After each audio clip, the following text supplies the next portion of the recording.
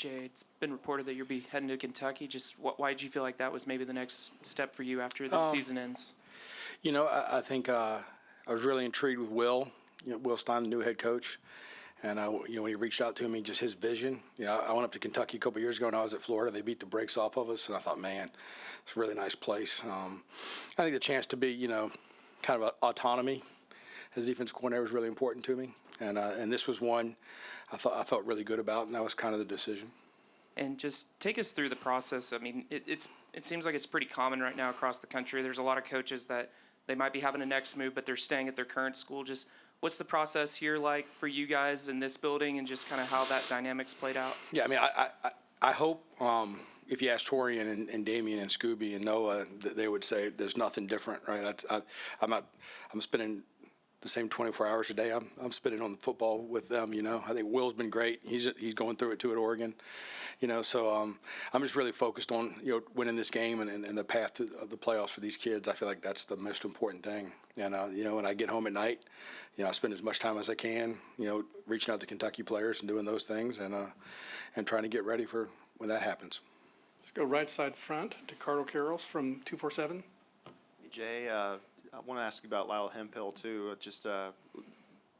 What do you think he'll bring to the table as a defensive coordinator here? Yeah, I mean, I've been really impressed with Lyle. He's helped us and helped organize some things. I think it's been great. And as far as what A&M has meant to you, spending 2 years here. Yeah, it's awesome. I mean, it's a great place. I knew it when I came here. It still is. I have a lot of friends here. I love my players here. Coached some really good players. It's been awesome. Stay on the right with Travis Brown from KBTX. Just what generally have you seen so far from Miami's offense, and what kind of challenges do they present? Yeah, I think it's really good team. I've recruited against them, I feel like, for my whole life. So I know a lot of those kids, and I think Mark Fletcher Jr., the running backs, are a really good player, physical. I think the number 6, the backups, are a really good player, physical. I think that's where it starts, right? It's like I think Coach Cristobal, they're gonna be big up front. They're gonna block you. They're gonna hand the ball off to the running backs. They're gonna make you tackle the running backs, and I think they do a really nice job that way. Obviously, Carson Beck's a really good player. He was at Georgia when I was at Florida. We defended him. I think he's got great arm talent. He's big, played a ton of football. So I think you're there, and then I think maybe the best player we've played the whole year is number 10, the slot receiver. Tony, who I think is just he's got 84 touches. He plays so hard and all. He just blocks people. They throw him screens. He breaks tackles. They put him in the backfield. He throws it. He runs it. Just what a tremendous player he is. He's gonna be a real challenge for us. I think they're really good. I think they're physical. And they know how they want to play football. Got a lot of respect for their defense coordinator and how they play defense, and it's going to be a real challenge. We asked Mike yesterday about just kind of the challenges of the calendar, and you mentioned Will's having to move, your move, and Collins moving. How difficult is it as a coach that kind of the coaching carousel is taking place right now when playoffs are still going and things like that? Yeah, I mean, I think you got to have a great wife, man. You got to have a great wife. So I think she knows, hey, look. Right now I'm really focused on. I'm getting up the same time, going to bed at the same time. I'm doing this job the same as I was doing it 2 weeks ago, and so is Colin. And then then when you do get a little bit of a break, when you do get a night off, then it's you're pouring everything you can into that the new opportunity, and that's part of the deal, right? It's part of the deal. So with success comes other opportunities, and when you get those things, you have to maintain, the everything you have to win this game, right, for our players. I think that's the most important thing. Let's go left side front to Tony from the Austin American Statesman. Jay, obviously this team has been, Miami specifically, has been really good about protecting the football. Only one fumble, 10 interceptions. So as a coach, what is the point of emphasis? Are you trying to just rally to the ball? Are you trying to get them to punch? Or what's kind of the scout here when you look at a team that's so fundamentally strong? That's a great question. I think their ball security is really good. I think the running backs do a really good job with that. And then I think when they have turned the ball over, it's been in the past game. So I think when we have our chances there, when the ball gets tipped, when it is overthrown, we've got to take advantage of that. I think that was against Texas that got us a couple times, right? We had a couple chances to intercept the ball and didn't. So when we get those opportunities, we got to make them count. And obviously, I think you have to affect the quarterback. We've been able to affect the quarterback. I think that's going to be really important in this game is when we have our chance to affect the quarterback, we affect him, and then if a mistake's made, we take advantage of it. Stay on the left side to Robert Cessna from the Eagle. So 12 offenses you faced, is Miami comparable to any of those teams you have faced? Or are they a separate team all their own? I think there's some similarities to Auburn, and with the physical run nature of how they want to run the football. I think a lot more, maybe a little more skilled. But no, I think Mike's told you this too. I think this is the best offense we've played. It's the most complete offense. I think they've got a number of kids on their team that are going to get drafted really high. I think it's going to be a real challenge. I think they do a really good job. Jay, we're going to go back behind the lights to Tyler from KBTX. Yeah, Jay, you mentioned how getting to the quarterback is going to be key. Do you feel like that's kind of plays into your strength? And then when you look at Carson Beck, his experience in the SEC, do you feel like that helps him at all in a game like this, coming to Kyle Field in a playoff atmosphere? Yeah, I think Carson's a really good player. I think he's played in these environments. He's played in big games, so I think he knows. I think he's been prepared for the noise. Obviously, Kyle Field is the best, right? So I think it's going to be a challenge for him, but he's certainly played in these games before. And I played against him when he was at Georgia and I was at Florida, and the largest cocktail party, whatever they call it. And that's a lot of people there too, and he played pretty good in that game, unfortunately. So yeah, I think he's a good player. He'll be ready. I'm pretty confident.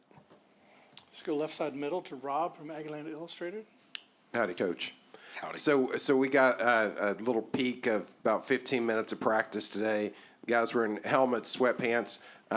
Y'all are in uncharted waters as far as having a couple of bye weeks, and then have y'all just kind of turned this? Is this just kind of a normal game week for y'all? What we saw today, kind of how do y'all navigate the practices before the game? I think Mike's done a really nice job. I think we're pretty much into a normal game week right now.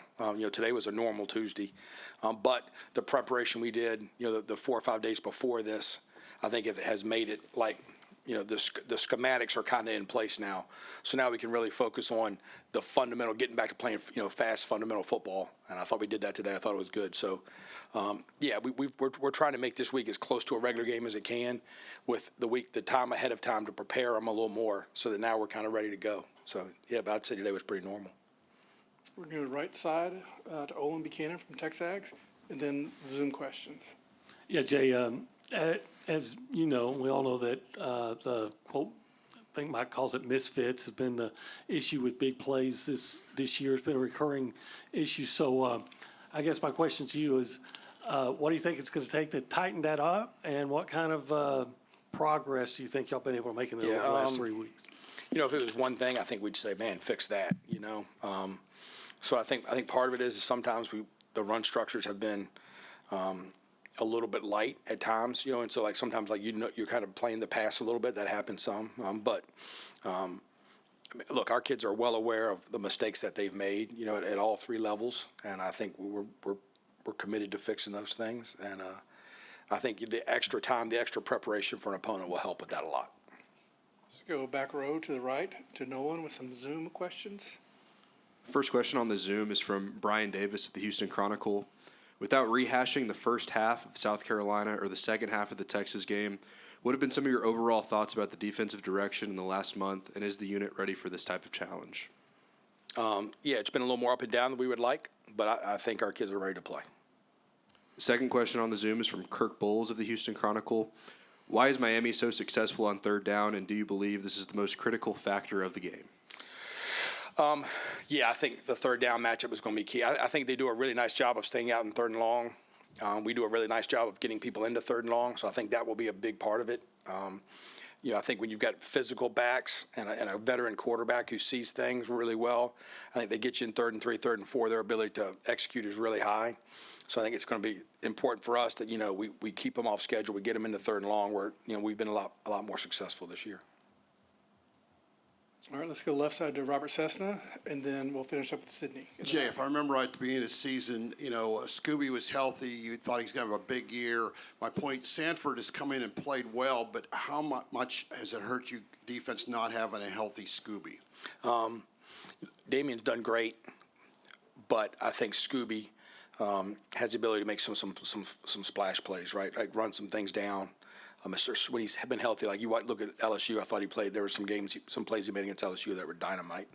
So the good news is, I think health wise, you guys were out there today. You saw him running around. Like I think he'll be able to help us this week. And so I think there's a little bit more depth to it now, right? Maybe don't have to play quite as many snaps with those two guys. And I'm excited to see him play.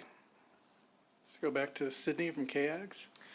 Coach Elko has talked a lot about the OGs of this squad, Cassius being one of them. How big is their leadership this week as you guys get ready for this big game? Yeah, we got here. There was some work to do, right? And on the roster. And so I think, now it's like, Will Lee was a transfer, Cassius was a transfer, Scooby was a transfer. But I think those kids, and I was actually talking to a recruit yesterday about this, right? Like I think back to when Nick Scorton got here. And Nick Scorton, right, coming from Purdue, like the career he had at Purdue, and like how hard he practiced and how hard he played and how he prepared, I think rubbed off on other people. And so I think now we've got Cassius Howe, who does the same thing, right? Like nobody practices harder than Cassius, and obviously you see the success he's had. And so I think what you're trying to do is create a player-led standard, right? You're trying to create a standard on the defense that is driven by the players. And when your best players are doing that, when your best players practice the way they practice and they compete and they prepare, right? When you look at how hard Torian York prepares, right? Like we ran a play today in practice and Torian comes running at me, and he's like, "What game is that from? I've never seen that play," And so when they prepare like that, when they practice like that, and your best players do that, right? Then the player-led standard is kind of is established. And so I think the Cassius, Will, Albert, Regis, some of these veteran guys that are finishing up here, I think you can't measure how much they've impacted our defense, and we want to make sure they finish this thing the right way.